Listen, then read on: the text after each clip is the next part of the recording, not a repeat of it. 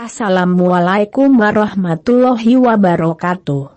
Aku bersaksi bahwa tidak ada ilah yang berhak diibadahi dengan benar kecuali Allah semata, tidak ada sekutu baginya, dan aku bersaksi bahwa Muhammad adalah hamba dan utusan Allah. Wahai orang-orang yang beriman, bertakwalah kepada Allah dengan sebenar-benar takwa dan janganlah kalian mati kecuali dalam keadaan muslim. Ma'asyiral muslimin rahimani wa rahimakumullah.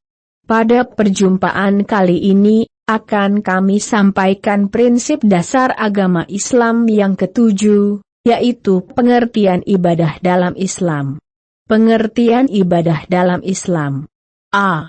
Definisi ibadah. Ibadah secara bahasa, etimologi, berarti merendahkan diri serta tunduk. Sedangkan menurut istilah syari, terminologi, ibadah mempunyai banyak definisi, tetapi makna dan maksudnya satu. Definisi itu antara lain adalah 1. Ibadah adalah taat kepada Allah Ta'ala dengan melaksanakan perintahnya melalui lisan para rasulnya. 2. Ibadah adalah merendahkan diri kepada Allah yaitu tingkatan tunduk yang paling tinggi disertai dengan rasa mahabbah, kecintaan, yang paling tinggi. 3. Ibadah adalah sebutan yang mencakup seluruh apa yang dicintai dan diridhoi Allah, baik berupa ucapan atau perbuatan, yang zahir maupun yang batin. Yang ketiga ini adalah definisi yang paling lengkap. Ibadah terbagi menjadi ibadah hati, lisan, dan anggota badan. Rasa khauf, takut, raja, mengharap, mahabbah, cinta, tawakal, ketergantungan, rokbah, senang, dan rahbah, takut, adalah ibadah qalbiyah, yang berkaitan dengan hati. Sedangkan tasbih, tahlil, takbir, tahmid dan syukur dengan lisan dan hati adalah ibadah lisaniyah qalbiyah, lisan dan hati. Sedangkan salat, zakat, haji, dan jihad adalah ibadah badaniyah qalbiyah, fisik dan hati. Serta masih banyak lagi macam-macam ibadah yang berkaitan dengan amalan hati, lisan dan badan. Ibadah inilah yang menjadi tujuan penciptaan manusia. Allah berfirman dalam surat Az-Zariyat ayat 56-58 yang artinya, dan aku tidak menciptakan jin dan manusia melainkan supaya mereka beribadah kepadaku. Aku tidak menghendaki rizki sedikit pun dari mereka dan aku tidak menghendaki supaya mereka memberi makan kepadaku. Sesungguhnya Allah dialah maha pemberi rizki yang mempunyai kekuatan lagi sangat kokoh. Allah memberitahukan bahwa hikmah penciptaan jin dan manusia adalah agar mereka melaksanakan ibadah hanya kepada Allah. Dan Allah maha kaya, tidak membutuhkan ibadah mereka, akan tetapi merekalah yang membutuhkannya, karena ketergantungan mereka kepada Allah, maka barang siapa yang menolak beribadah kepada Allah, ia adalah sombong. Siapa yang beribadah kepadanya tetapi dengan selain apa yang disyariatkannya, maka ia adalah mubtadi, pelaku bidah. Dan barang siapa yang beribadah kepadanya hanya dengan apa yang disyariatkannya, maka ia adalah mukmin muwahhid, yang mengesahkan Allah. B. Pilar-pilar ubudiyah yang benar. Sesungguhnya ibadah itu berlandaskan pada 3 pilar pokok, yaitu, hub, cinta, khauf, takut, raja, harapan. Rasa cinta harus disertai dengan rasa rendah diri, sedangkan khauf harus dibarengi dengan raja. Dalam setiap ibadah harus terkumpul unsur-unsur ini. Allah berfirman tentang sifat para hambanya yang mukmin, dalam surat Al-Maidah ayat 54 yang artinya, Dia mencintai mereka dan mereka pun mencintainya. Dan dalam surat Al-Baqarah ayat 165 yang artinya, adapun orang-orang yang beriman sangat besar cintanya kepada Allah. Allah Ta'ala berfirman dalam surat Al-Anbiya ayat 90 yang artinya, sesungguhnya mereka adalah orang-orang yang selalu bersegera dalam mengerjakan kebaikan dan mereka berdoa kepada kami dengan penuh harap dan cemas. Dan mereka adalah orang-orang yang khusyuk kepada kami. Sebagian salaf berkata, siapa yang beribadah kepada Allah dengan rasa cinta saja, maka ia adalah zindik. Siapa yang beribadah kepadanya dengan raja saja, maka ia adalah murji. Dan siapa yang beribadah kepadanya hanya dengan khauf, maka ia adalah haruri. Barang siapa yang beribadah kepadanya dengan hub, khauf, dan raja, maka ia adalah mukmin muwahhid. C. Syarat diterimanya ibadah. Ibadah adalah perkara tauqifiyah, yaitu tidak ada suatu bentuk ibadah yang disyariatkan kecuali berdasarkan Al-Quran dan As-Sunnah.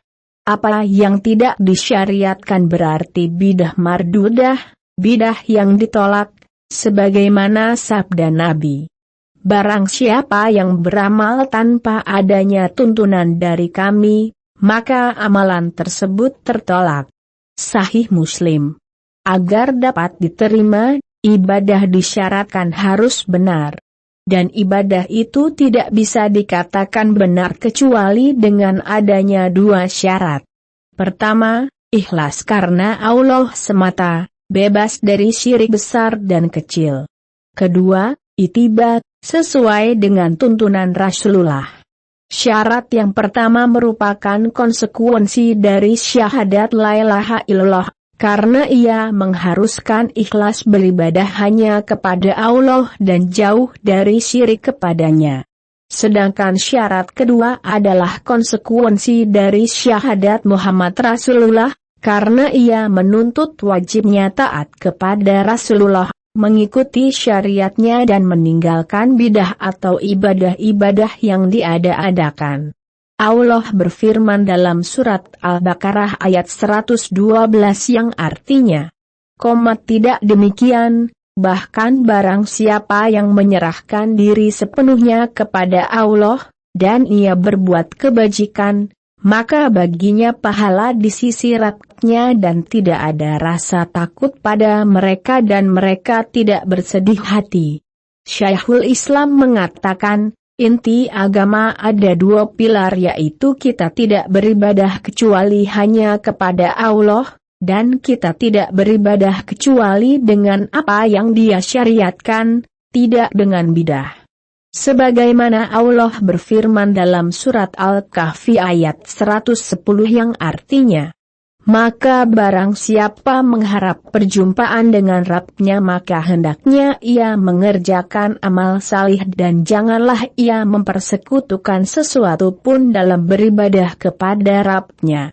Hal yang demikian itu merupakan manifestasi, perwujudan, dari dua kalimat syahadat la ilaha illallah, Muhammad Rasulullah. Pada yang pertama, kita tidak beribadah kecuali kepadanya. Pada yang kedua, bahwa Muhammad adalah utusannya yang menyampaikan ajarannya. Maka kita wajib membenarkan dan mempercayai beritanya serta mentaati perintahnya. Beliau telah menjelaskan bagaimana cara kita beribadah kepada Allah, dan beliau melarang kita dari hal-hal baru atau bidah. Beliau mengatakan bahwa semua bidah itu sesat. Bila ada orang yang bertanya, apa hikmah dibalik kedua syarat bagi sahnya ibadah tersebut? Jawabnya adalah sebagai berikut. Pertama, sesungguhnya Allah memerintahkan untuk mengikhlaskan ibadah kepadanya semata. Maka, beribadah kepada selain Allah di samping beribadah kepadanya adalah kesyirikan. Allah berfirman dalam surat Az-Zumar ayat 2 yang artinya, maka beribadahlah kepada Allah dengan tulus ikhlas beragama kepadanya. Kedua, sesungguhnya Allah mempunyai hak dan wewenang tasyri, memerintah dan melarang. Hak tasyri adalah hak Allah semata. Maka, barang siapa beribadah kepadanya bukan dengan cara yang diperintahkannya, maka ia telah melibatkan dirinya di dalam tasyri. Ketiga, sesungguhnya Allah telah menyempurnakan agama bagi kita. Maka, orang yang membuat tata cara ibadah sendiri dari dirinya, berarti ia telah menambah ajaran agama dan menuduh bahwa agama ini tidak sempurna, mempunyai kekurangan. Keempat, dan sekiranya boleh bagi setiap orang untuk beribadah dengan tata cara dan kehendaknya sendiri, maka setiap orang menjadi memiliki caranya tersendiri dalam ibadah. Jika demikian halnya, maka yang terjadi di dalam kehidupan manusia adalah kekacauan yang tiada taranya karena perpecahan dan pertikaian akan meliputi kehidupan mereka disebabkan perbedaan kehendak dan perasaan, padahal agama Islam mengajarkan kebersamaan dan kesatuan menurut syariat yang diajarkan Allah dan Rasul-Nya. D. Keutamaan ibadah. Ibadah di dalam syariat Islam merupakan tujuan akhir yang dicintai dan diridhoinya. Karenanya lah Allah menciptakan manusia, mengutus para rasul dan menurunkan kitab-kitab sucinya. Orang yang melaksanakannya dipuji dan yang enggan melaksanakannya dicela. Allah berfirman dalam surat Al-Mu'min ayat 60 yang artinya, "Dan Rabb-mu berfirman, berdoalah kepadaku, niscaya akan aku perkenankan bagimu." Sesungguhnya orang-orang yang sombong, tidak mau beribadah kepadaku akan masuk neraka jahanam dalam keadaan hina-hina. Ibadah di dalam Islam tidak disyariatkan untuk mempersempit atau mempersulit manusia, dan tidak pula untuk menjatuhkan mereka di dalam kesulitan. Akan tetapi ibadah itu disyariatkan untuk berbagai hikmah yang agung, kemaslahatan besar yang tidak dapat dihitung jumlahnya. Pelaksanaan ibadah dalam Islam semua adalah mudah. Di antara keutamaan ibadah bahwasanya ibadah mensucikan jiwa dan membersihkannya, dan mengangkatnya ke derajat tertinggi menuju kesempurnaan manusiawi. Termasuk keutamaan ibadah juga bahwasanya manusia sangat membutuhkan ibadah melebihi segala-galanya, bahkan sangat darurat membutuhkannya. Karena manusia secara tabiat adalah lemah, fakir, butuh kepada Allah. Sebagaimana halnya jasad membutuhkan makanan dan minuman, demikian pula hati dan ruh memerlukan ibadah dan menghadap kepada Allah. Bahkan kebutuhan ruh manusia kepada ibadah itu lebih besar daripada kebutuhan jasadnya kepada makanan dan minuman, karena sesungguhnya esensi dan substansi hamba itu adalah hati dan ruhnya, keduanya tidak akan baik kecuali dengan menghadap, bertawajuh, kepada Allah dengan beribadah. Maka jiwa tidak akan pernah merasakan kedamaian dan ketenteraman kecuali dengan zikir dan beribadah kepada Allah. Sekalipun seseorang merasakan kelezatan atau kebahagiaan selain dari Allah, maka kelezatan dan kebahagiaan tersebut adalah semu, tidak akan lama, bahkan apa yang ia rasakan itu sama sekali tidak ada kelezatan dan kebahagiaannya. Adapun bahagia karena Allah dan perasaan takut kepadanya, maka itulah kebahagiaan yang tidak akan terhenti dan tidak hilang, dan itulah kesempurnaan dan keindahan serta kebahagiaan yang hakiki. Maka, barang siapa yang menghendaki kebahagiaan abadi hendaklah ia menekuni ibadah kepada Allah semata. Maka dari itu, hanya orang-orang ahli ibadah sejatilah yang merupakan manusia paling bahagia dan paling lapang dadanya. Tidak ada yang dapat menenteramkan dan mendamaikan serta menjadikan seseorang merasakan kenikmatan hakiki yang ia lakukan kecuali ibadah kepada Allah semata. Imam Ibnul Qayyim berkata, tidak ada kebahagiaan, kelezatan, kenikmatan dan kebaikan hati melainkan bila ia meyakini Allah sebagai Rabb, Pencipta yang Maha Esa dan ia beribadah hanya kepada Allah saja, sebagai puncak tujuannya dan yang paling dicintainya daripada yang lain.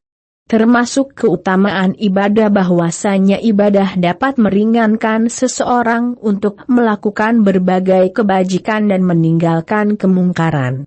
Ibadah dapat menghibur seseorang ketika dilanda musibah dan meringankan beban penderitaan saat susah dan mengalami rasa sakit. Semua itu ia terima dengan lapang dada dan jiwa yang tenang.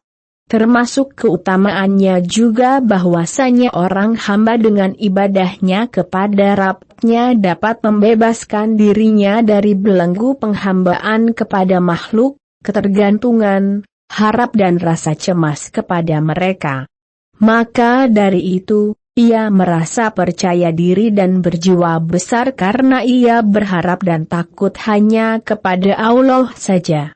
Al-Hafiz Ibnu Katsir mengatakan, ibadah adalah makam, kedudukan, yang sangat agung yang dengannya seorang hamba menjadi mulia, karena kesetiaannya hanya kepada Allah Ta'ala saja, dan dia telah menyebut Rasulnya sebagai hambanya yang menempati makom yang paling mulia.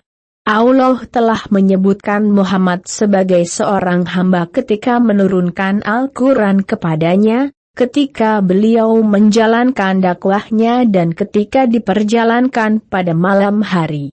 Dan dia membimbingnya untuk senantiasa menjalankan ibadah pada saat-saat hatinya merasa sesak akibat pendustaan orang-orang yang menentangnya. Dia berfirman dalam surat Al-Hijr ayat 97-99 yang artinya, dan sungguh, kami mengetahui bahwa dadamu menjadi sempit disebabkan apa yang mereka ucapkan, maka bertasbihlah dengan memuji Rabb